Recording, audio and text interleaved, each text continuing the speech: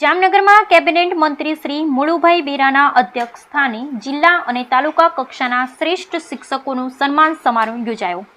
દર વર્ષે તારીખ 5મી સપ્ટેમ્બરના રોજ દેશના ભૂતપૂર્વ રાષ્ટ્રપતિ અને મહાન શિક્ષક શ્રી ડૉક્ટર સર્વપલ્લી રાધાકૃષ્ણનની યાદમાં શિક્ષક દિવસ મનાવવામાં આવે છે।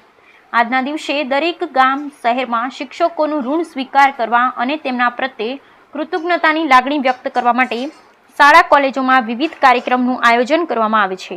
જામનગરમાં નેશનલ હાઈસ્કૂલ ખાતે રાજ્ય સરકારના શિક્ષણ વિભાગ ગાંધીનગર દ્વારા પ્રેરિત અને જિલ્લા શિક્ષણાધિકારીની શ્રી કચેરી જામનગર દ્વારા આયોજિત જિલ્લા અને તાલુકા કક્ષાના શ્રેષ્ઠ શિક્ષકોનું સન્માન સમારોહ યોજાયો હતો, જેમાં રાજ્યના પ્રવાસન, વન, પર્યાવરણ, ક્લાઇમેટ ચેન્જ વિભાગના કેબિનેટ મંત્રી શ્રી મુળુભાઈ બેરાના અધ્યક્ષસ્થાને જિલ્લા અને તાલુકા કક્ષાના શ્રેષ્ઠ શિક્ષકો અને વિવિધ ક્ષેત્રમાં સિદ્ધિ મેળવેલા 15 વિદ્યાર્થીઓનું સન્માન કરવામાં આવ્યું હતું। કાર્યક્રમમાં કેબિનેટ મંત્રીશ્રીએ જણાવ્યું હતું કે તત્કાલીન મુખ્યમંત્રી શ્રી નરેન્દ્રભાઈ મોદીએ ગુજરાતમાં નવી શિક્ષણ નીતિનો પાયો નાખ્યો હતો। બાળકોને માત્ર વર્ગખંડમાં જ શિક્ષણ આપવું પર્યાપ્ત નથી, પરંતુ તેમને વર્ગખંડની બહાર પ્રત્યક્ષ અને પરોક્ષ શિક્ષણ મળે તે પણ આવશ્યક છે। શિક્ષકો સમાજના ઉત્થાન માટે કામ કરે છે, તેથી તેઓ વ્યક્તિ વિશેષ છે। રાજ્યમાં આજે 5મી સપ્ટેમ્બરના દિવસે શિક્ષકોનું ઋણ સ્વીકાર કરવા માટે અનેકવિધ કાર્યક્રમોનું આયોજન કરવામાં આવ્યું છે। જિલ્લા વહીવટી તંત્રના કોઈપણ કામમાં હંમેશા શિક્ષકોએ સાથ સહકાર આપ્યો છે। તાજેતરમાં જામનગર જિલ્લામાં અતિવૃષ્ટિની દુર્ઘટના પછી બચાવ કાર્ય સહિતની કામગીરીમાં શિક્ષક મિત્રોનો ફાળો મહત્વપૂર્ણ રહ્યો છે। સમાજના મહાન વ્યક્તિઓના ઘડતર પાછળ શિક્ષકોનું અમૂલ્ય યોગદાન રહેલું છે। કાર્યક્રમમાં ધારાસભ્ય શ્રી મેઘજીભાઈ ચાવડાએ જણાવ્યું હતું કે જેમ એક કુંભાર માટીને ટીપી ટીપી તેને ઘડો બનાવે છે, તેમ એક શિક્ષક કોરી પાટી સમાન બાળકમાં સંસ્કારનું સિંચન કરે છે। તેને સામાન્યથી અસામાન્ય સુધીની યાત્રાનું રાહ એક શિક્ષક જ ચીંધી શકે છે।